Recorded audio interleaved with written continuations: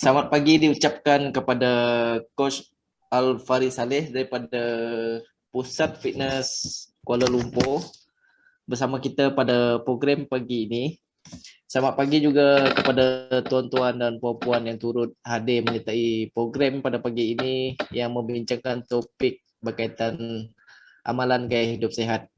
Di sini saya ingin memperkenalkan diri saya. Nama saya Melvin Anak Tafi sebagai moderator pada pagi ini dan saya turut memperkenalkan ahli kumpulan saya iaitu Puan Mas Nizan, Puan Nur Atikah, Encik Nandeswaran, Encik Kirukuma, Encik Zahin dan Encik Ashraf.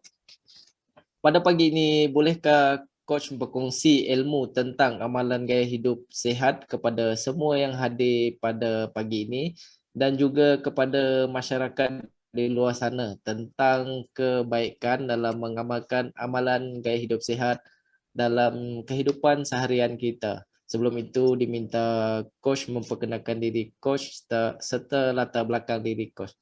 Dipersilakan Coach. Terima kasih Cik Melvin. Assalamualaikum. Nama saya Coach Muhammad Al-Fari bin Sadeh. Baru umur 27 tahun. Okey, dah menjadi personal trainer selama ni tahun ke-8. Since graduate terus jadi fitness trainer and slowly gaining some knowledge sikit demi sedikit lah. Cari certificate, international certificate untuk layakkan diri mengajar di commercial gym. And currently berhenti mengajar sebentar sebab jadi fitness consultant je, more on education. Now I'm education part lah, bukan yang physical punya mengajar. More on consultation saja, berehat sebentar. Alright. Okay, itu sajalah my background and education background. I graduated as sports science from UiTM, but diploma only because the degree not related to gym punya sector. So I took a certificate di luar lah, international like NASM, National Association of Sport Medicine, untuk layakkan diri mengajar, and CPR, certificate diabetes for nutrition. So in this conversation more like saya pun tak biasa benda yang formal, so lebih saya ada sediakan slide sikit untuk explanation, then after slide tu kita more to like question and answer lah, sebab saya lebih suka macam tu. Sebab everyone ada problem tersendiri. Ada masalah yang kita tak tahu, ada yang dihadapi sebab ada masalah kerja ke, tak boleh bahagi masa kan, any situation. So kita more spend time tu dan kita buat a bit senaman, very basic untuk buat kat rumah je. Alright. Okay, saya terus proceed, saya share screen sekejap ya. Oh saya tak boleh share dari sini ya. Sekejap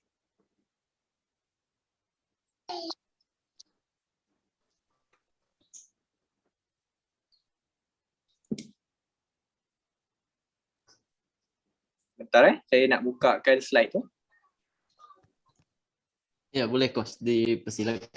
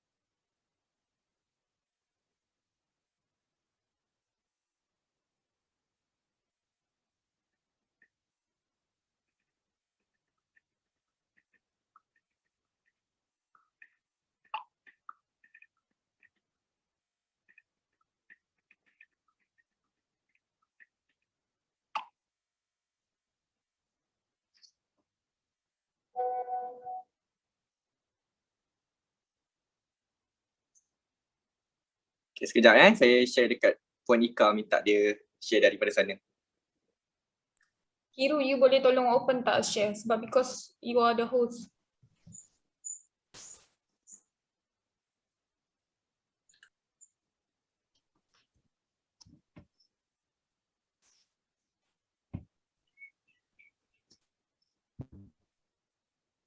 Boleh ah? Okay, cek biru.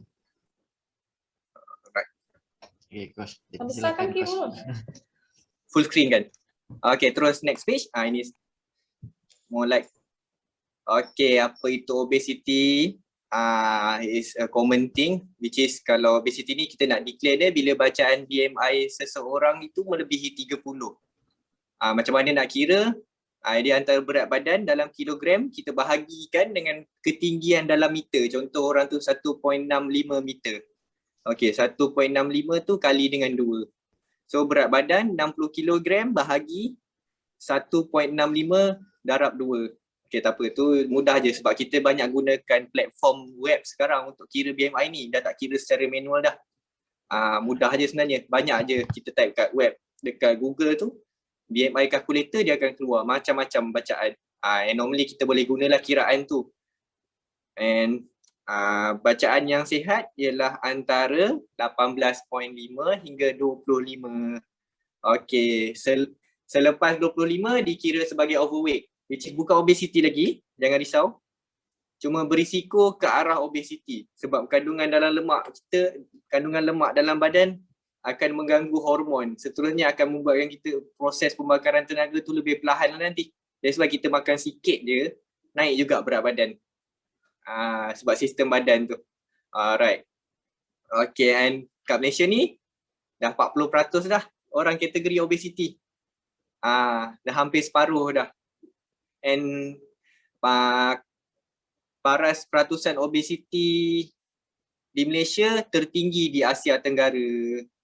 So bahayalah orang Malaysia ni makan sedap sangat. Kerjanya lebih santai berbanding kalau mungkin orang di Thailand, di Vietnam, negara jiran kan, Indonesia, makanan macam kita tapi sektor kerja diorang lebih mencabar kalau kita perasan. Diorang lebih ekstrim lah kerja tu, makan memang banyak. Sama macam kita tapi kita banyak kerja office, santai-santai, tu yang masalah sikit tu. Makanan viral. Apa dia? Makanan viral. Makanan viral, betul lah. Tapi kalau ikutkan, Thailand lagi viral kan makanan dia, betul tak? Tapi Malaysia suka makan. Malaysia kerja suka makan, lepas tu kerjanya santai. That's why. Nak berbanding sebab negara kalau kita comparekan kita dekat Malaysia, ekonomi kita kan lebih baik. Nak compare dengan Vietnam, Thailand yang orangnya perlu struggle untuk kerja. Berlumba-lumba untuk cari duit kan. So dia orang perlu banyak tenaga. Alright. Okay, next slide. Kalau nak tanya apa-apa ke terus boleh mencelah je. Saya lebih suka ada conversation tu. Alright, okay. Apa punca obesity lah, faktor dia? Pertama sekali umur. Okay, selalu orang kata bila umur meningkat ni metabolisme menurun. Siapa yang tak tahu tentang metabolisme ni? Tahu kan semua? Tak tahu coach, tak tahu. Tak tahu. Okay, metabolisme ni ialah salah satu hormon dalam badan yang berfungsi sebagai pembakar kalori. Untuk bakar kalori tukar kepada tenaga. Apa yang kita makan, kalori sama dengan tenaga. Which is kalori ni tenaga sama je. Kalau makanan tu 100 kalori, dalam badan kita dikira sebagai 100 tenaga. Energi tu 100. Cuma perumpamaan berbeza. Jadi bila umur kita meningkat, selalu orang kaitkan metabolisme dah perlahan, that's why makan senang gemuk. Tapi sebenarnya faktor utama dia sebab bila kita meningkat umur, kita akan kurang bekerja. Kita akan kurang agresif, kurang aktif, kita akan lebih santai, betul tak? Daripada umur 20 dulu cergas, jalan sana sini, buat aktiviti. Sekarang dah umur 35, 40 ni banyak duduk je. Dah habis kerja nak balik rumah je terus, betul tak? Ya, betul-betul. So, that's why metabolisme tu berkurang sebab keperluan kita tu kurang. Kita yang train badan kita untuk kurangkan keperluan tu. Alright. Okay, yang kedua, gender. Gender, lelaki dan perempuan. Okay, memang perempuan kebarangkalian untuk obesity ni lebih tinggi sebab sistem orang perempuan ni memang menyimpan lemak yang lebih berbanding lelaki. Itu fakta yang kita tak boleh ubah. Tapi ada kepenikan lah. ada kelebihan dia bukan kurang je ni, ada kelebihan dia. Walaupun dia lebih daripada segi fat, tapi dari segi senaman kalau kita comparekan kekuatan lelaki dengan perempuan ni, dari segi endurance perempuan akan selalu lebih power daripada lelaki. Itu realiti dia. Macam aktiviti yang melibatkan kardiovaskular lah, jogging ke, buat zumba ke, orang lelaki ni dia tak power kat situ. Orang lelaki ni power angkat berat kejap-kejap je, kebiasaannya. Seronok je kejap. Mas. Okay. Risaulah. Alright, okay. Seterusnya aktiviti fizikal, berkaitlah dengan umur. Bila kita meningkat umur ni, kuranglah buat aktiviti. Sebab mungkin tak ada masa, betul tak? Kerja, anak, keluarga, benda tu semua mengganggu. Tapi benda tu, setiap orang ada masalah-masalah masing-masing. Kita kena improvise lah, cari ruang yang ada tu. Sebab kita kena ada idea je sebenarnya nak buat aktiviti ni, nak buat senaman ni. Bila idea ada, kita mungkin perlu 5 ke 10 minit je dekat ruang tamu je, rumah je. Sebab kita tahu apa yang kita perlu buat. Tak perlu spend time, buang masa nak keluar hari-hari jogging. tu macam mana coach? Okay, tu saya akan masuk part tu sekejap lagi. Saya akan explain pasal senaman tu. Alright. Alright. Okay, next. Seterusnya psikologi. Okay, ini sebab stres lah. Stres ni, orang perempuan memang akan rasa lebih. That's why dia terganggu kat situ, kat lemak ni. Especially time kita nak period, datang bulan. Benda tu akan ganggu. After pregnancy also. After pregnancy, of course. Lagi yang bila contoh terdekat macam saya, wife saya baru lagi deliver kan, baru beberapa bulan. So sebelum ni, masa pregnant, ada GDM. Akak tahulah GDM kan, ada diabetes. Tapi mild je lah sikit. So berat dia agak tinggi. Nasib baik sekarang ni slowly down, dah okay semula lah. Tak naik tapi dia senang, stres dah juga. turun susah. Betul, sebenarnya cara kita punya teknik tu. Sebab kadang-kadang kan problemnya dekat Malaysia sebenarnya. Kita dah di brainwash untuk turun berat badan ni produk, always produk. Saya as orang yang suka, orang yang mengajar dalam sektor ni, saya memang ban orang jual produk. Ada ke yang jual produk kat sini? Sebab kita tak naklah turun berat badan tu dengan bantuan luaran. Lebih baik penurunan tu secara natural kan, pemakanan yang seimbang. Kita boleh makan almost everything. Tak ada pun strict law macam tak boleh makan lepas pukul 7 malam, kena wajib minum air 3 liter. Itu semua merepek sebenarnya. Sebab tak ada orang yang sama dalam dunia ni. Kita tak boleh gunakan satu guideline yang sama untuk guna kat semua orang. Dia tak sesuai. Sebab tu adanya orang macam saya ni. Ya? Apa yang kau cakap tu betul. Berbeza dengan wanita Asia selepas pregnancy dengan wanita dekat barat. Pemakanan diorang tu main peranan tau. Yes, betul. Itu salah satu risiko lah yang ada dekat Asia ni. Sebab kita punya makanan tu sendiri. Makanan kita ni, saya tak sukalah declare dia tak sihat sebenarnya. Dia tinggi kalori. Malaysia ni tinggi kalori. Roti canai, nasi lemak.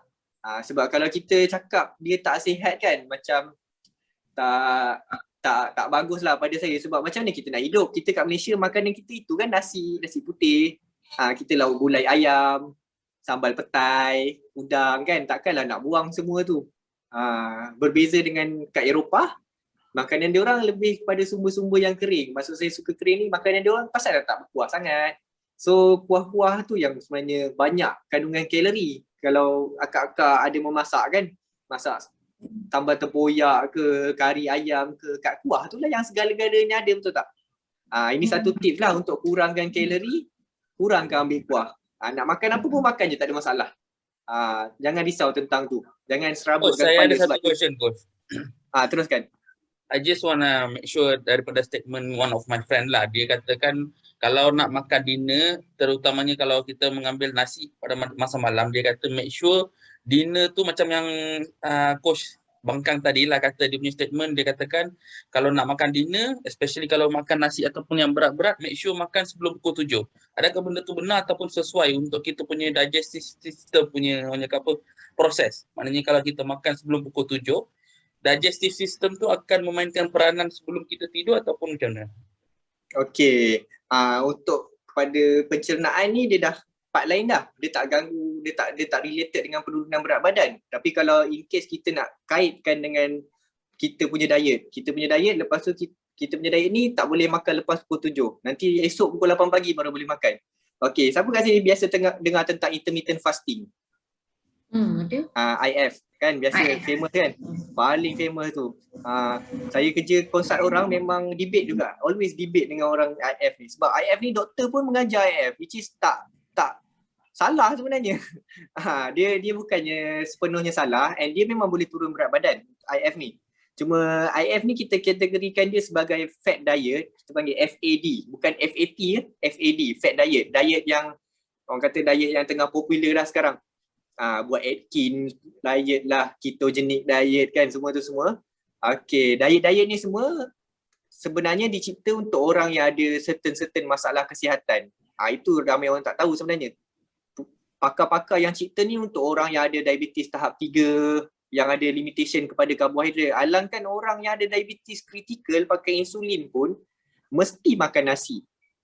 Macam mana orang yang Atkins diet stop makan nasi contohnya. Okey, berbalik kepada soalan tadi Encik tadi bercakap tentang yang kawan dia punya statement lepas 7 jangan makan. Okey, benda ni terjadi, idea ni berlaku sebenarnya berpunca daripada certain orang yang jual produk tau. Yang jual produk, dia orang claim produk dia, kita kena guna produk dia. Sama ada mungkin pagi ambil protein shake dia, lepas tu dia bagi tahu lah dia makan buah pukul berapa, syarat dia syarat-syarat itu ini. Tapi yang sebenarnya kita ni buat IF which is lepas pukul 7 kita stop makan, pukul 8 pagi kita makan balik. Kita pendekkan tempoh masa kita makan tu. So bila tempoh masa duration kita makan dalam sehari kita ada 24 jam. Kita tidur 6 hingga 8 jam. So dalam 18 jam tu kita akan makan 4 kali contohnya. Tapi bila kita IF, kita potong lagi 10 jam contoh. Kita ada ruang window yang pendek je kan. So kita mungkin akan makan 2 kali je. Jadi yang sebenarnya yang buat kita kurus sebab kita makan tu, bukannya produk tu. Mungkin akak-akak ada kawan yang stop pakai produk Herbalife ke MW ke kan, dia orang komplain gemuk balik. Ada tak? Okay, produk tu dah lah sangat mahal. Saya memang benci orang jual produk, maaf saya memang condemn sikit orang jual produk ni. Kita nak orang sihat sebenarnya. Okay. So next, balik pada ni penyakit. Okay, penyakit ni tak banyak pun sebenarnya menyumbang, tak kerap. Tapi untuk orang yang ada, especially orang perempuan yang ada masalah hypothyroid. Biasa dengar ya? Hypothyroid ni maknanya hypo dia kurang, hormon thyroid tu kurang. That's why bila dia makan, hormon dia, rembesan hormon tu sedikit, dia senang naik berat badan. Kalau lagi satu ni panggil hyperthyroid, susah gemuk pula. Tapi kalau orang perempuan dapat hyperthyroid, dia sukalah biasanya kan, betul tak? Makan je tak gemuk. Okay. Alright. Okay, lastly ubat-ubatan. Ini kalau orang yang ada masalah kesihatan, contoh orang dah ada diabetes, tapi dia kurus, diabetes type 1 lah yang memang daripada faktor keturunan, bukan daripada masalah berat badan. Kalau masalah berat badan ni kita akan panggil dia diabetes type 2, kelas 2. Dia ada 2 jenis diabetes. Normally yang terjadi kat Malaysia ni diabetes kelas 2 lah. Yang kita detect masa orang tu dah berat badan dia dah melampau. Alright. Okay. Next slide. Alright. Ini bad effect lah, kesan negatif bila kita obesity. Okay, obesity ni saya nak terangkan dulu, dia ada 3 stage. Kalau daripada segi BMI tu kita panggil obes kelas 1, 2 dan 3. Okay, saya akan bagi tahu realiti dia supaya orang faham dan akak-akak abang semua faham, tuan-tuan faham. Untuk diabetes ni ada 3 stage. Stage pertama, BMI kita 30 hingga 35. Okay, biasanya kalau kita sihat tapi kita duduk di paras ini, kita masih okey realitinya. Kajian mengatakan risiko untuk dapatkan 3 serangkai itu masih rendah. Kalau kita sihat lah. Kalau kita gemuk tapi kita punya lifestyle ni balance, kita ada buat senaman sikit-sikit, mungkin makan tu tak jaga sangat, tapi balance. Kita punya aktiviti, lifestyle tu, pemakanan punya jadual pun ada. Okay, ini kurang risiko. Tapi kalau kita dah masuk ke diabetes type 2, yang bacaan BMI-nya atas 35 hingga 40, okey, ini diabetes tahap 2 yang sangat berisiko lah. Dah start berisiko untuk dapat macam-macam jenis penyakit. Dan kalau tak ada penyakit pun untuk golongan muda, especially perempuan, susah untuk dapatkan zuriat. Ini benda common things lah yang selalu berlaku. Dia bukan daripada masalah kesihatan, dia masalah kat situ pula. Ramai saya jumpa. Saya berkonsult orang yang berusaha dapatkan anak, tapi dia obesity. Memang dia jumpa pakar, pergi private pun akan cakap turunkan berat badan dulu.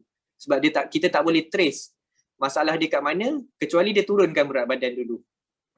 Ini gangguan obesity ni banyak sebenarnya. Sangat banyak dalam lifestyle kita. Bukan sekadar penyakit 3 tu je. Alright. Ini salah satunya lah. Yang pertama, masalah kolesterol, HDL. Ini pembunuh dalam diam lah. Boleh kena stroke tiba-tiba. And kolesterol ni tak semestinya orang gemuk lah. Orang kurus pun ada sekarang. Dunia baru kan. Kalau dulu orang gemuk je ada. Zaman-zaman mak-mak saya ni. Zaman sekarang orang muda pun ada. Kurus-kurus pun ada kolesterol. So pemakanan tu kena hati-hatilah pengambilan tu. All moderation. Saya berpandangan tak ada makanan yang kita tak boleh makan. Semua boleh. Sebab kita kena puaskan nafsu kita. Itu yang pertama sebenarnya. Nafsu kita tak dapat puas, kita punya craving tu akan jadi lagi masalah nanti.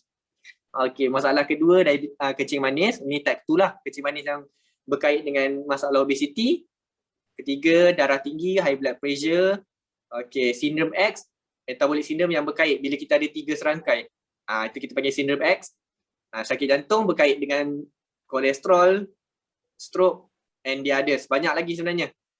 Kanser pun boleh obesity pun boleh melibatkan kanser. Cervix cancer. Tapi dia major lah, major factor lah. Yang saya kelaskan ni yang common terjadi. Yang selalu terjadi kat orang Malaysia. Alright. Okey, ada soalan terus tanya je. Kalau tadi saya nextkan slide. Boleh next.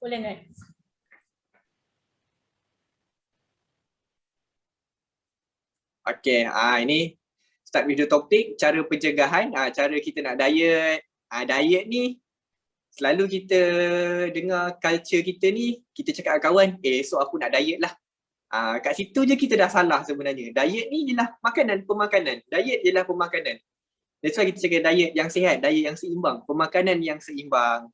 Dia bukannya diet tu satu cara. Diet tu yang kita makan ni diet kita panggil. Pemakanan. Itu yang kita selalu silap tu. Kita kategorikan pemakanan yang sihat ni sebagai diet. Yang tak sihat ni bukan diet. Okay. Jelas ya? Okay. The best diet yang saya showkan kat sini ialah diet kalori, which is diet yang tak ada side effect, yang sangat disarankan di setiap pelosok dunia ni. Kajian dah kata inilah yang terbaik. Okay, walaupun prosesnya perlahan, penurunan tu semua pun tak drastik, tapi ini diet yang dah dikaji, ada jaminan untuk kita maintain berat badan yang baru tu. Selalu tak nampak orang turun berat badan, turun mendadak, banyak sangat turun, tapi tiba-tiba jumpa balik dah gemuk. Ada tak kawan-kawan macam tu? Atau pernah lalui?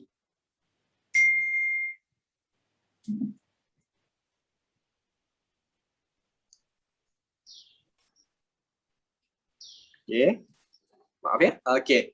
So, bila kita contoh-contoh diet lain yang saya mention tadi, Atkins diet, IF, OMAD.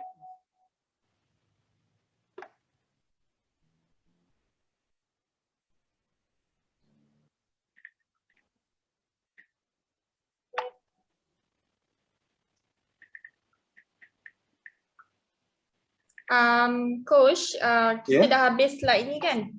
Yang coach dah habis explain untuk slide ni kan? Kita Bukan. boleh pergi ke link yang baru. Faham? Kita pergi link Sebab baru kita tapi ada still slide masalah yang sama. teknikal sikit. Nanti buka slide yang sama. Okay, dah boleh start ya? Okay, kita boleh start balik coach. Okay. Kita sambung dalam diet kalori, still dalam diet kalori. Diet kalori ni saya kategorikan ia terbaik sebab dia tak ada side effect. Dia penurunan berat badan secara natural yang kita kira betul-betul. Ini yang saya sangat sarankan lah. Sebab guideline yang saya showkan ni, guideline yang KKM Malaysia and WHO pun recommended. Okay. Okay, diet kalori ni ya kita kira kalori. Setiap individu memang ada kalori yang berbeza. That's why kita kena kira. Nak kira ni mudah je. Saya tak nak bebankan tuan-tuan. Kat Google mudah je. Ambil je mana-mana platform sebenarnya. Tak perlu bebankan kepala sebab angka kalori ni always berubah. Tapi perubahan dia tak jauh lah. Mungkin satu web page ni dengan web yang kedua tu perbezaannya 100 ke 50 kalori je. Tak apa. Jangan complicatedkan keadaan. Sebab ramai orang gagal bila dia orang diet, bila nak mulakan gaya hidup sihat ni, sebab dia stres belajar. Dia stres membaca untuk fahamkan fikiran dia, fahamkan diri dia tentang pemakanan. Which is sebenarnya kita kena living with it. Maksud living with it, kita start and kita belajar masa kita buat tu, kita belajar, improvekan diri kita. Itu cara yang terbaik lah. And sebagai contoh, basic kalori untuk seorang manusia dewasa lelaki secara puratanya 2000 kalori sehari untuk kekalkan berat badan. Ini secara purata lah. Setiap orang still berbeza. Tapi ini guideline yang dikeluarkan. So kita kalau makan lebih daripada 2000 kalori, kita tak digalakkan lah. Kecuali kalau kita memang nak turunkan berat badan. And penurunan berat badan ni tak boleh drastik. Penurunan yang selamat, sebulan 2 hingga 4 kilogram sahaja. Okey ke kalau sebulan 2 hingga 4 kilo? Okey je kan? Tapi konsisten lah, tiap-tiap bulan tu mesti turun. Seminggu 500 gram minimum.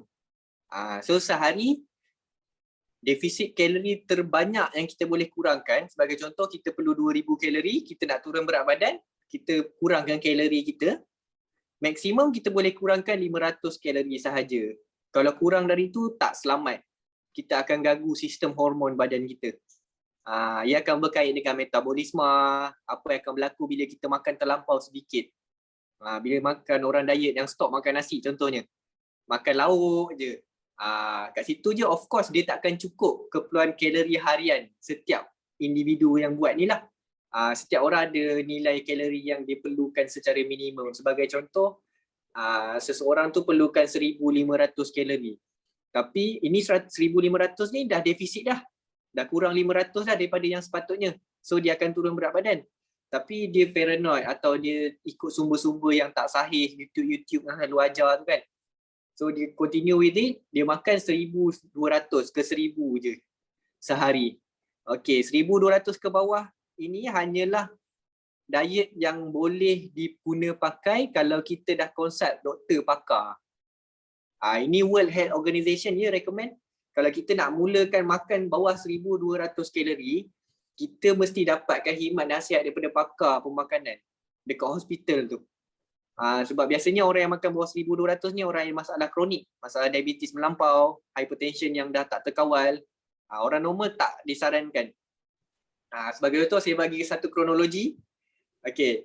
Untuk drive kereta daripada KL ke Pening perlukan minyak RM100 dengan tempoh masa 4 jam contohnya. Okey, RM100 minyak 4 jam. Setiap kali kita pergi Pening, itulah amount dia. Tapi ada satu kali ni, kita nak cuba jimatkan minyak, nak pakai minyak RM50 je. Macam mana kita nak sampai Pening? Okey, kita akan perlahankan kenderaan lah, tak buka aircon. Mungkin jadi 8 ke 10 jam. Samalah dengan sistem badan kita. Minyak tu kita kategorikan sebagai makanan yang kita makan. Enjin kereta tu sistem badan kita. Setiap orang perlu hidup 24 jam. Tak ada orang boleh hidup 23 jam, betul? Walaupun tidur semua sama kan. 24 jam tak boleh tipu. So, kita perlu hidup 24 jam dengan kalori yang 2000 tadi.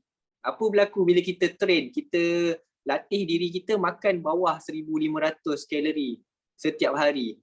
Sistem pembakaran tenaga, kalau tak faham minta saya explain takut complicated sangat. Sistem pembakaran tenaga dalam badan ni akan memperlahankan proses pembakaran tu lah. Itu yang berkait dengan metabolisme tadi.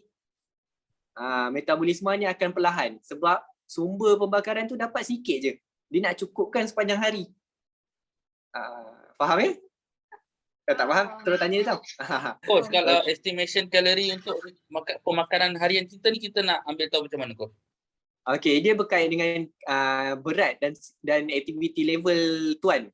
Okey, benda ni ia sangat subjektif. Untuk saya kata 2000 tu, kalau saya kata tiba makan 2000 kalori. Okey, jangan percaya cakap saya sebab saya tak ambil kira banyak faktor lagi.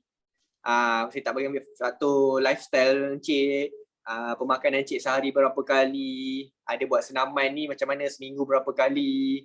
So benda ni semua ada satu platform yang trusted untuk kita kira. Nanti saya akan share kepada Puan Ika lah untuk dia kongsikan link tu.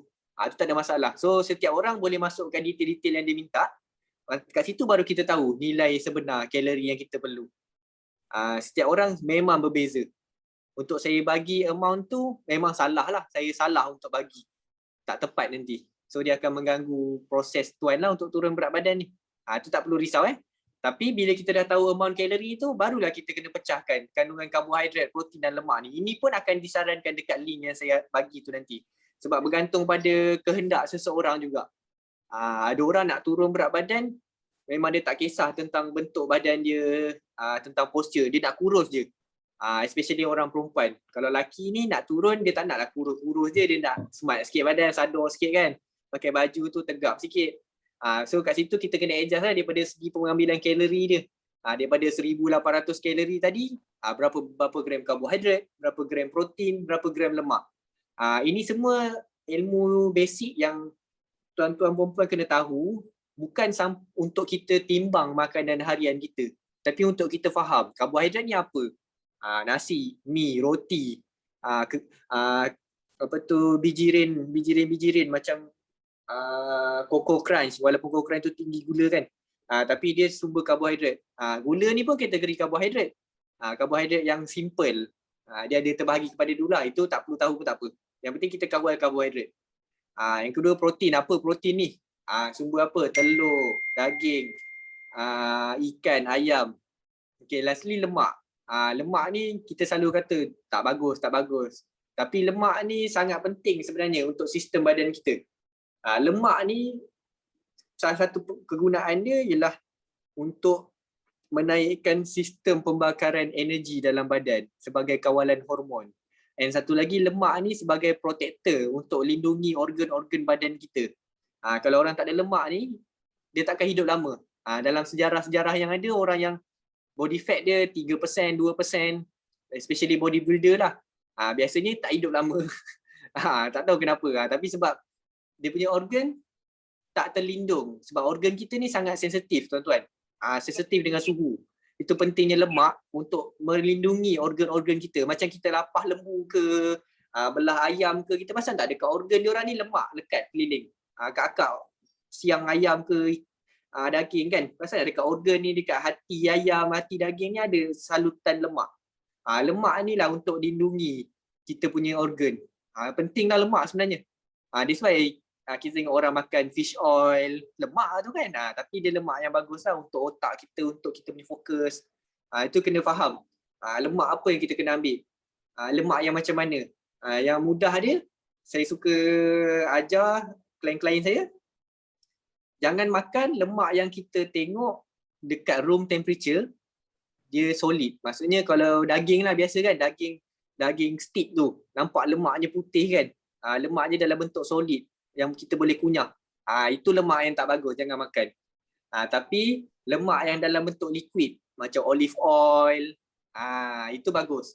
Itu bagus untuk sistem badan kita. Tapi kalau kita ambil lebih pun kita tak boleh kurus walaupun dia bagus. Sebab dia berkait dengan kalori. Penurunan berat badan ni everything akan berbalik kepada kiraan kalori. Walaupun kita makan sumber yang sihat, contohnya common masalah utama orang diet, akak-akak abang-abang yang mungkin biasa dengar, snacking. Orang snacking pukul 4 petang makan kacang, makan almond ke, biasa tak dengar. Biasa tak cuba benda tu. Okey, walaupun kacang ni sihat, tapi kacang tinggi kalori. 10 gram kacang bersamaan 90 kalori. So 10 gram tu mungkin baru 6 ketul je kacang almond tu. Senang untuk kita menambah nilai kalori dalam harian kita. Tak bagus lah. Tak bagus kalau kita nak turun berat badan. Kalau fokus kita memang nak turun berat badan. Tu kena faham, kena betul-betul tahu apa sebenarnya yang kita nak. Kita betul-betul nak sihat ke, betul nak turun berat badan, tak peduli sihat ke tidak ke. Banyak orang, banyak idea, banyak kehendak kan manusia ni. Alright. Okay, ada soalan tak dekat bahagian kalori ni? Menjawab tak tadi soalan tadi tu? Menjawab. Okay, boleh pergi next slide. Okay, ni sebenarnya kurangkan pengambilan gula. Okay, of course lah gula semua orang tahu kan. Ini benda yang paling utama lah kalau kita nak turunkan berat badan. Jagalah gula tu. Sebab kalau kita tak jaga gula, contohnya kita tak kisah tentang minuman manis. Kita akan minum air bergula, air bersusu. Lepas tu makanan kita pun ada gula lagi. So banyaklah kuantiti gula tu. That's why kadang orang Malaysia ni makan tak banyak tapi gemuk. Tapi obesity. Sebab lifestyle tu tak jaga betul-betul. Senang sangat kita gain weight. Satu cawan Milo Ais dekat kedai dah hampir 300 kalori dah. Semudah itu. 300 kalori ni kalau kita masak nasi goreng version yang sihat, yang kalori rendah, banyak sangat nasi goreng tu. Boleh makan 2 kali. Itu kena bijak lah dari segi pembahagian tu. Bukan bermakna tak boleh makan, tak boleh minum langsung air manis. Tapi hadkan pengambilan tu. Sentiasa order tu kurang manis. Mesti cakap. Always cakap kurang manis. Make sure tu cakap ya. Ini penting. Sebab gula ni sikit je dah menyumbang kepada nilai kalori. Alright. And kalau ada seseorang Tapi bagi yang tak saya boleh, kalau kurang manis di kedai pun manis juga kan? manis, tetap manis. Walau bagi saya kalau kurang manis dekat kedai mamak pun saya akan Manis tambah juga. air ataupun ais Betul. batu untuk kurangkan manis dia. Betul. Kalau kat mamak tu kurang manis pun manis juga. Saya pun tak tahu kenapa. Okay, kena hati-hatilah kat situ ya. And kalau betul-betul nak stop, tinggal habis gula, mungkin boleh cuba pengganti gula macam stevia. Banyak dah sekarang kan, Equal. Walaupun rasa dia tak sama sepenuhnya macam gula, tapi kita kena faham lah, dia manis yang sihat. Mestilah berbeza sikit kan. At least Stevia kita tu tahu. okey ke, Coach? Yes, okay. Okay, saya berpandangan anything, apa-apa dalam dunia ni yang 0 kalori, dia sihat. Okay, ada satu sumber lagi, kalau saya kata ni mungkin ada yang tak bersetuju, tapi ini saya dah kaji bertahun-tahun, ini pendapat yang saya yakin betul, iaitu Ajinomoto, MSG. Ini common orang kita cakap, tak sihat Ajinomoto ni semua. Tapi dia 0 kalori tuan-tuan, 0 kalori.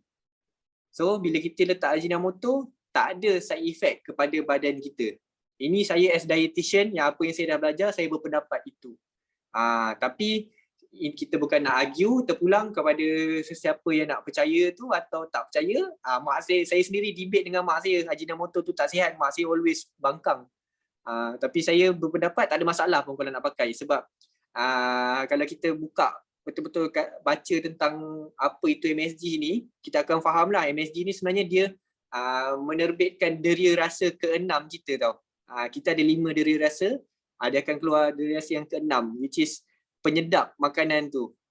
Dia tak akan ganggu apa-apa dalam sistem badan kita. No worries. Mungkin ada yang tak setuju, tapi terpulang, tak ada masalah pun. Kalau tak nak pakai, tak payah pakai. Kalau nak pakai, pakai je. Sebab ada orang dia boleh diet dengan makanan yang tak sedap. Makanan yang tawar, boleh makan hari-hari, tak ada masalah. Ada orang diet dia mesti kena sedap, which is baguslah sebenarnya. Dia kena jadi bijak lah kalau nak makan sedap. Dalam masa yang sama nak kurus, kena buat banyak bacaan, kena mungkin upah pakar yang boleh ajar dia untuk faham tentang sistem badan dia. Apa yang saya ajar tu macam tu lah. Orang yang datang kepada saya memahami lifestyle dia dulu, tahu tentang tahap kesihatan dia, fitness level dia, baru kita akan guide dia step by step. Tapi yang penting, boleh enjoy makan. Nak makan kek hari ni, tiba-tiba petang nak makan kek, silakan. Malam husband ajak pergi mamak, tak ada masalah, kita akan guide nak makan apa. Itu kena faham. Yang penting kena tahu ilmu tu. Bukan perlu ada coach, bukan wajib ada coach. Tapi kalau tak faham, tak pandai, why not pergi belajar dulu. Sebab badan kita nak pakai lama kan, tak naklah badan rosak nanti. Alright. Okay, seterusnya elakkan makanan diproses. Okay, kenapa? Bahasa mudah untuk faham. Makanan yang diproses ni, semua nutrisi-nutrisi dalam tu akan hilang. Termasuk air jus yang kita beli tu dekat 7-Eleven ke, jus-jus air tu kan. Okay, semua tu secara faktanya kan hampir tak ada apa-apa nutrition pun. Sebenarnya kalau jus oren, kemungkinan dah tak ada dah vitamin C dalam tu. Tapi dia tambahkan vitamin C yang dari luar, yang bukan natural. Ekstrak limau tu, ekstrak oren tu dah tak ada dah dalam air itu sebenarnya. Sebab air ni dah diproses mungkin 1-2 tahun sebelum dibotolkan. Samalah dengan makanan lain macam biasanya yang tofu lah kan, diproses ni. Crab, yang tofu tu semua crab tu tak ada crab pun. Tak ada pun ketamnya. Perasa ketam je ada. So sebenarnya dia tinggi trans fat, lemak trans. Lemak trans ni lemak yang dicipta, bukan lemak natural. Lemak natural pun ada baik tak baik, tapi ni lemak yang kita create sendiri. Lemak yang kita create untuk pengawet makanan tu. Itu paling bahaya. Paling tak baik. Hati-hati ya. Biasa kan bila nak membeli tu, tengok nutrition index kat belakang. compare kan. Kalau susu tu ambil 2-3 brand, compare kan. Cari yang rendah lemak, rendah gula. Mungkin rasa sedikit beza tapi langkah-langkah kecil yang kita ambil ni yang kita akan sihatkan bukan diri kita, satu keluarga kita sebenarnya. Biasakan lifestyle yang sihat tu. Bila ambil yang rendah kalori. Always ambil yang rendah kalori. Alright, okay, next slide. Okay, kedua. Okay, senaman yang konsisten. Okay, biasa orang nak diet, nak turun berat badan ni, dia banyak jogging, banyak cycling. Betul tak? Okay, and ramai silap sebenarnya. Memang kita terbukti jogging, basikal ni memang bakar banyak kalori. Okay, tapi bila kita dalam kalori defisit, ini kajian ya, mengatakan bila kita buat kalori defisit nak turunkan berat badan. Okay, sepanjang proses tu, kebarangkalian untuk kita kehilangan otot dalam badan sangat tinggi. Ini kajian katalah sebab kita dah kurang makan kan, kita bakar kalori banyak, kita makan kalori sikit. Jadi tendensi untuk hilang otot tu tinggi. Jadi bila kita kardio, kita akan lebih mengurangkan kuantiti otot dalam badan kita sebab kita bakar terlampau banyak. Okay, so bila kita punya otot berkurang dalam badan, apa yang berlaku? Kita turun berat badan ni. Tapi otot pun hilang.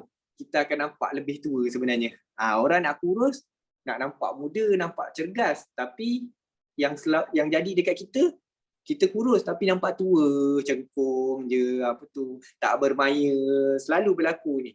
Sebab caranya tak seimbang. Okey, saya nak sarankan bila nak turun berat badan ni, lebihkan buat latihan bebanan. Senang kata workout lah, termasuk perempuan, jangan risau. Workout untuk orang perempuan ni sebenarnya lagi bagus. Lagi bagus untuk bantu sistem badan kita berfungsi lebih baik. Nanti bolehlah makan sedap sikit, bakar kalori tu lebih efisien. Itu je. Itu je sebenarnya. Walaupun dia menyumbang 20% je dalam penurunan berat badan ni, diet 80%. Senaman ni 20% je. Tapi pentingnya 20% ni untuk kita memastikan penurunan tu konsisten nanti. Tak naklah bulan ni turun 4 kilo, bulan depan tak turun langsung. Rugi je buat. Kita yang penting tiap-tiap bulan turun. Kita nak macam tu. So apa yang kita boleh buat?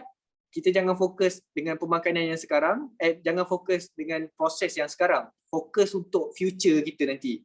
Fokus nanti dah turun berat badan, apa yang akan berlaku. Sebab kita nak hidup sampai mati, betul tak? Sampai tua. Tak naklah turun berat badan kejap, tahun depan naik balik. Nanti nak kena diet lagi. Adalah dietnya tak seimbang. Tahan tu, tahan ini. So kita terseksa. Okay, yang ketiga, tidur yang cukup. Okay, tidur yang cukup sangat penting juga. Sebab dengan tidur je kita boleh bakar antara 300 hingga 500 kalori sehari. Dalam tidur sahaja. Itu sistem badan kita yang berfungsi. Jadi kalau orang yang kurang tidur ni, susah kurus sebenarnya sebab dia akan makan. Itu realitinya. Bila kita tak tidur, kita akan lapar lah kan. Akan makan. Lagi-lagi yang stay lewat malam, budak-budak lepak kan, confirm akan makan. Itu yang buat kita akan gemuk lah. Ini secara psikologi. Okay, next slide. Okay, relax dan tidak stres. Stres ni pun sangat penting. Diet kita tak boleh ada stres. That's why kena faham tentang kalori dahulu supaya bila kita diet, kita tahu nak kira, kita boleh enjoy makan. Bila kita dah kira kalori. And hari ni tiba-tiba craving cheesecake dekat Secret Recipe contohnya.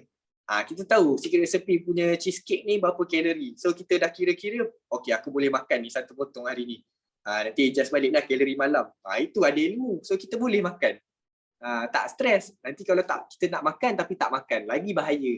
Itu yang tak bagus, nanti kita akan terganggu. Kita punya hormon akan terganggu. So bila kita dapat makan tu, kita akan makan lebih lagi sebenarnya. Berisiko lah macam buka puasa lah, nak makan tu, nak makan ni. Sebenarnya kita nak makan satu jenis je. Tapi sebab kita dah stres, kita stres nak makan tu. Jadi dia makan lampau. Alright. Okay, lastly, amalkan minum air kosong atau air mineral atau air masak. Okay, sebab air mineral kosong kalori. Minuman yang takkan ada apa-apa efek, malah fungsi air mineral ni banyak sebenarnya. Yang biasa saya nak kongsikan, satu, air yang kita minum ni akan keluar melalui air kencing dan peluh bersama dengan sel-sel lemak dalam badan kita kalau kita jaga pemakanan. Kita jaga pemakanan, dalam proses nak turun berat badan tu kita minum air masak banyak-banyak kan. Bila kita kencing, sel lemak yang terurai dalam perut kita, dalam sistem badan kita, dia akan keluar melalui air kencing dan peluh kita. Itu ramai orang tak percaya, tak tahu. Satu lagi, air lah untuk kawal suhu dalam badan. Kita punya badan ni macam enjin kereta, perlukan air untuk berfungsi dengan lebih efisien lah. Kurang air nanti tu yang senang demam, senang batuk. Alright, and kita tak akan gemuk kalau minum air mineral banyak-banyak. And satu tips kat sini, nak minum air mineral ni, elakkan minum banyak dalam satu tempoh masa. Biasakan minum kerap. Kat TV tu selalu cakap kan, kerapkan minum air. Jangan minum sekali tu banyak sangat, sampai 500-600 ml, tak digalakkan. Sekali minum ni cukup 2 hingga 300 ml, satu cawan je. Sebab kita punya buah pinggang ni macam span basuh pinggan je. Sifat dia macam span, dia sangat spongy. So kalau kita tak minum air 4 jam, dia dah mengecut dah kering dah. Dia dah mengecut, tapi bila kita minum air, kita terus minum sampai 500-600 ml, apa akan berlaku? Dia akan kembang yang maksimum. Lepas tu kita tak minum air, dia kecut balik. So tak baguslah, kita dah train dia bergerak macam tu, dia tak optimum. That's why kita digalakkan minum lebih kerap, supaya saiz buah pinggang kita tu diparas optimum. Kuantiti air dalam buah pinggang kita saya rasa cukup untuk proses. Okay, jelas ya? Alright. Okay, next slide. Okay, ini for the slide dah habis. Okay, sebelum kita buat senaman sedikit ni, ada tak soalan-soalan nak tanya? Apa yang berkait dengan lifestyle ke? Ada kawan buat ni nak tanya ke? Saya open dulu untuk bertanya supaya faham apa yang anda lalui lah, yang tuan-tuan lalui kat rumah. Soalan-soalan yang diajukan tadi tu memang dah tanya dah, Coach. You boleh proceed dengan senaman macam tu. Okay, alright, senaman. Okay, saya akan tunjuk dulu senaman ni. Okay, yang pertama squat. Saya rasa semua orang tahu squat kan? Biasa buat squat. Cuma saya akan tunjuk, sebentar lagi saya akan tunjuk step-step yang penting yang kita perlu ambil kira untuk buat squat ni. Sebab tak nak lah bila kita buat ni, niat nak buat dah betul dah, tapi kita cedera masa buat tu, sakit lutut ke, sakit pinggang tiba-tiba, tak nak. Nanti kita akan stop buat semuanya. Okay, tu yang pertama squat tadi. Yang kedua, kita akan buat inchworm down the ladder. Kalau perasan, nanti saya akan tunjuk, itu pun very basic juga. Yang ketiga boleh tunjuk slide tu balik tak tadi? Saya pun tak ingat saya share apa. Terlupa dah. Okay, yang ketiga bawah dia. Tak payah full screen pun. Ketiga kita buat plank. Okay, plank ni pun common, saya akan bagi tahu teknik-teknik betul sebab plank memang ramai sangat orang buat salah. So bila kita buat salah ni, kita bagi bad effect dekat pinggang kita, dekat lower back kita. Tak digalakkan lah dia buat sebenarnya kalau orang ada masalah pinggang. Okay, yang keempat crunches. Crunches ni macam sit up, tapi dia lebih selamat. And lastly standing crunches. Ni gambar yang terakhir ni, kalau perasan dia macam bicycle crunches version berdiri. Siapa tahu kan bicycle crunches yang kita baring tu. Tapi ni versi berdiri. Mudah sikit lah sebenarnya. Kalau yang mudah ni lagi senang kita nak ikut. Alright. Okay, dah boleh back to the screen, back to view tadi untuk kita buat workout lah sikit. Workout ni 5 tu je, simple je sebab it's more to teknik. Nanti nak buat kena buat sendirilah kat rumah.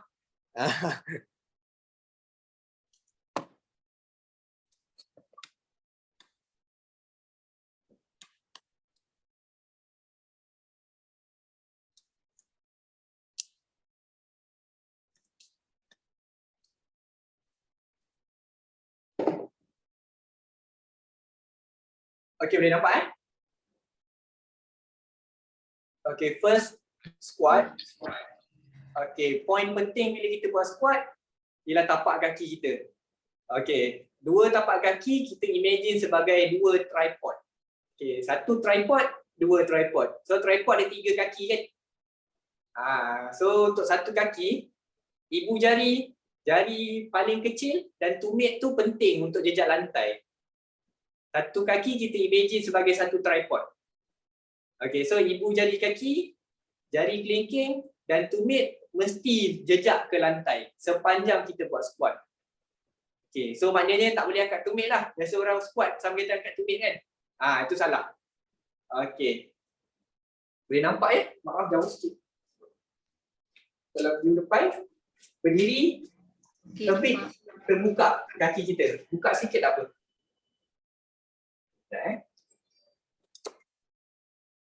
Okey, ni kalau berdiri tegak, okey, buka sikit angle. Jangan terlalu besar.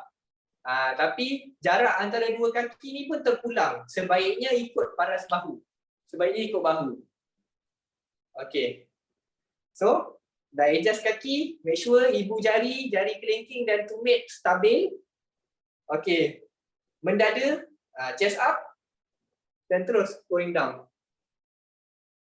Okey, side view pula.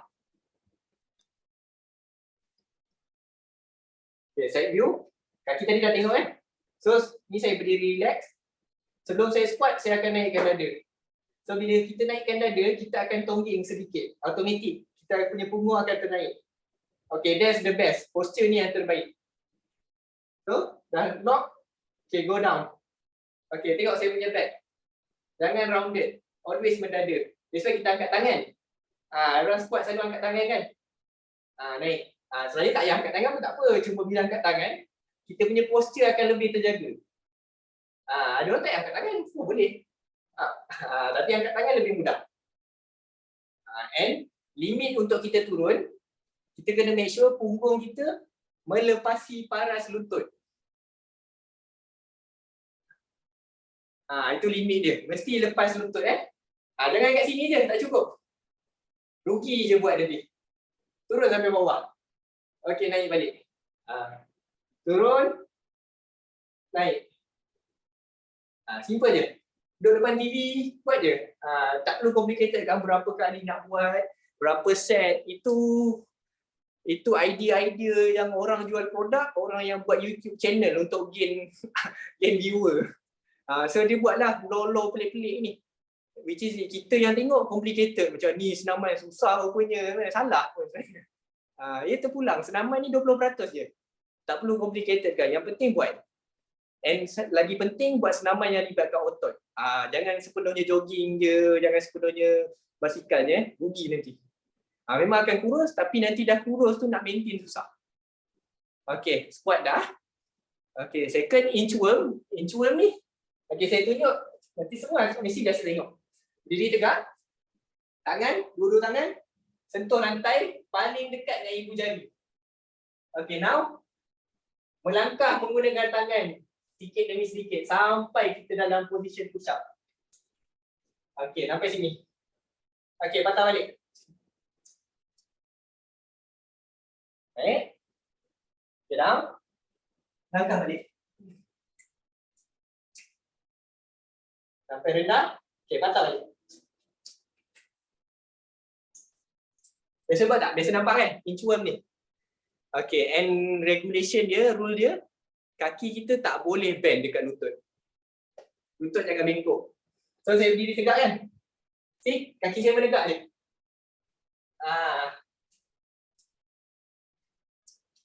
Kita akan stretch all backside. Hamstring, glute punggung, our lower back semua akan di-stretch kan. Bagus lah, nampak simple tapi bagus. Okay, yang ketiga kita akan buat plank. Okay, plank. Biasa tak? Siapa biasa buat plank kat sini? Ini plank ni kena betul-betul ni. Biasa akak ni Mas Mizan tak buat plank. Saya tak biasa. Okay, biasanya experience saya kalau tanya orang buat plank, saya akan tanya dia, bila buat plank ni sakit kat perut ke sakit kat pinggang? And common orang kata sakit kat pinggang. Okay, bila sakit kat pinggang, maknanya dah salah dah. Itu bukan target utama sebenarnya. Okay. First time saya nak ajar secara online ni untuk bracing. Okay, cara bracing kita bagi ialah kita meneran, kita keraskan perut kita. Untuk kita, macam mana cakap, kita nak buang air kan kita keraskan perut kan. Tapi buang air ni kita meneran ke bawah. Ini kita membuncitkan ke depan, mengeraskan ke depan. Benda tu kena training. Kalau orang tak boleh buat, dia perlu training untuk dikawal semua tu. Macam kita orang nak tumbuk perut kita, macam mana kita keraskan kan? Macam tu lah. Tak cukup nafas, coach. Kita akan tahan nafas. Tapi sebenarnya, kita boleh keraskan sambil bernafas. Kita kena training benda tu. Ialah otot je sebenarnya, bukannya kudrat. Kalau kita guna kudrat, kita tak boleh nafas macam mana kan? Tak boleh nafas kan? Tapi sebenarnya bila kita boleh kawal otot tu, kita still boleh nafas. Tak apa, itu bukan major factor.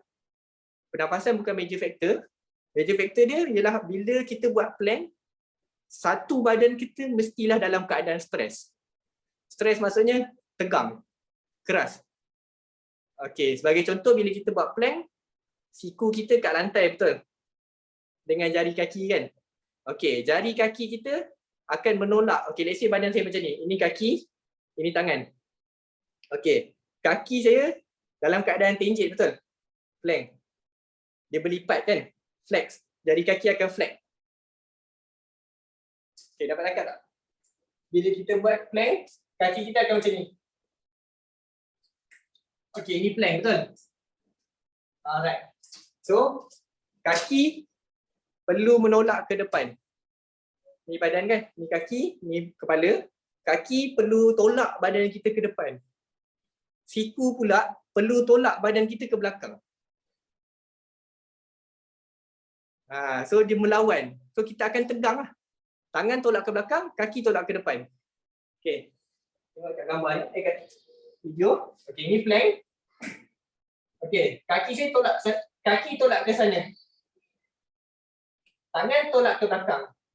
So saya akan kukuh, saya akan jadi very stable. Very stable. Automatic kita akan bertahan lebih lama tanpa sakit pinggang. Kalau tak sakit pinggang tu maknanya dah betul, dah perfect dah. Plank penting, plank ni bagus sangat. Nampak simple je, sangat bagus. Dia jaga posture kita. Alright, okay. Lepas plank, yang ketiga, keempat apa tadi? Saya pun tak pasti. Saya rujuk slide balik.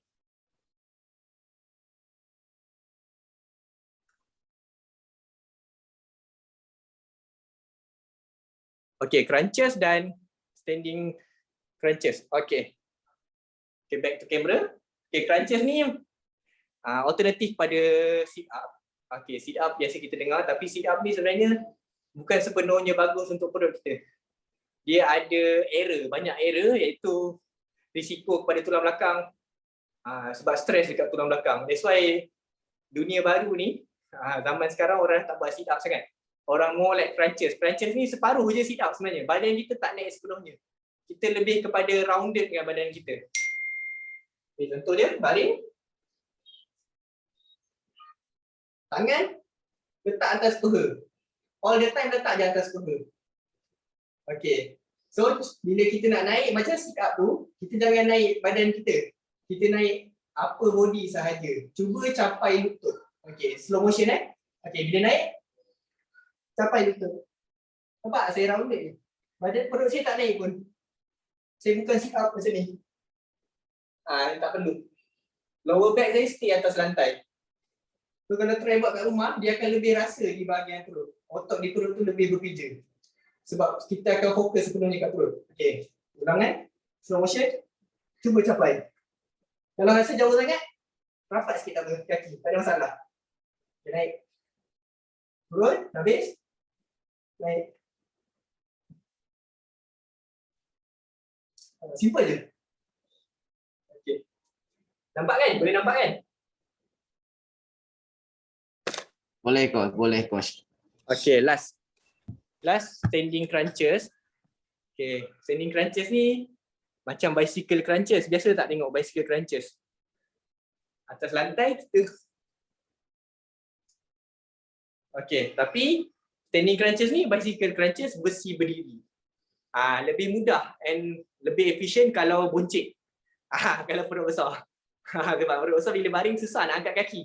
Tapi kalau orang perut besar ni sambil berdiri dia boleh buat. Okay, so position dia berdiri, tangan cross belakang kepala.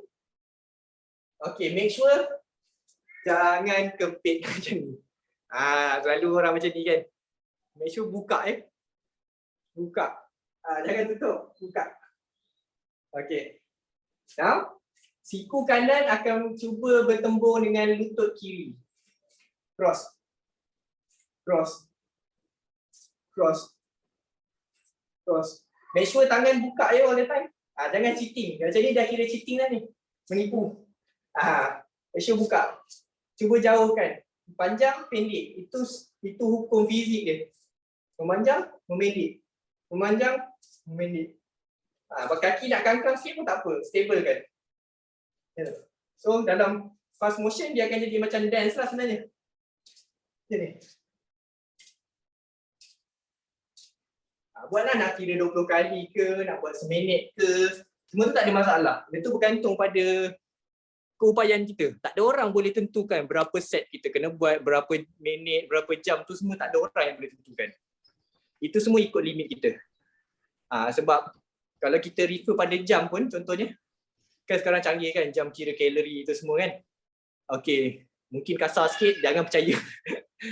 Jangan percaya. Tak tepat langsung. Sebab jam tu hanya ambil kira kita punya heart rate je. Kalau contohnya orang tu fit, orang yang selalu jogging 20 kilo hari-hari, jantung dia akan berdegup sangat perlahan sebab jantung dia kuat. Heart rate dia 1 minit mungkin 50, 55. Kalau 50 1 minit sangat fit. So satu pump jantung dia boleh supply darah yang sangat banyak ke organ badan dia. Seluruh badan boleh sampai. Kalau orang tak fit, satu pump baru mungkin daripada jantung baru sampai tangan, tak sampai kaki lagi darah tu. So dia perlu effort yang banyak lah. Degupan tu perlu lebih untuk make sure darah sampai ke seluruh badan. Okay. So kalau orang yang fit macam ni, pakai jam. Jam tu akan bakal rendahlah kalori sebab jantung dia berdegup rendah. Tak berdegup macam orang yang tak fit, orang yang gemuk contohnya akan naik sampai 160 beat per minit. Dia akan bakal lebih lah. Kat situ je dah tak relevan dah. So as measurement boleh lah, buat guideline boleh. Tak guna sepenuhnya tak perlulah. Okay, that's all from me. Ada apa-apa soalan tak? Boleh open for question answer dulu. Anything yang related, pemakanan, senaman, insyaAllah saya boleh bantu. Masa telah mencemburui kita, Coach. Tak apa, saya faham. Boleh tak Coach beri sepatah dua kata kepada masyarakat di luar sana berkaitan gaya hidup sihat ni? Okay, for me, nasihat saya jangan bebankan fikiran.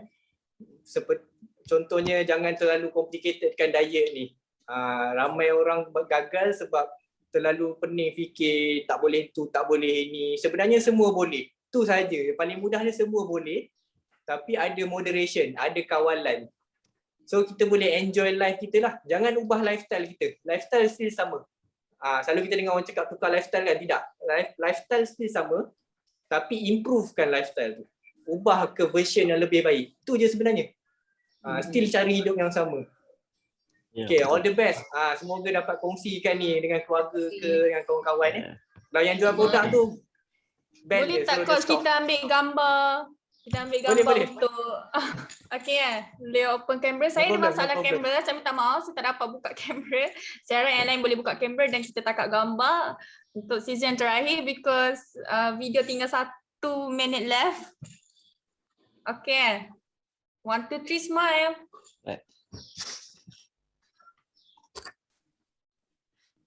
Terima kasih diucapkan kepada Coach Alfari Saleh telah berkongsi ilmu tentang amalan gaya hidup sihat.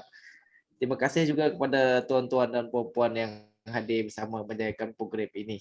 Ada masa kita jumpa lagi.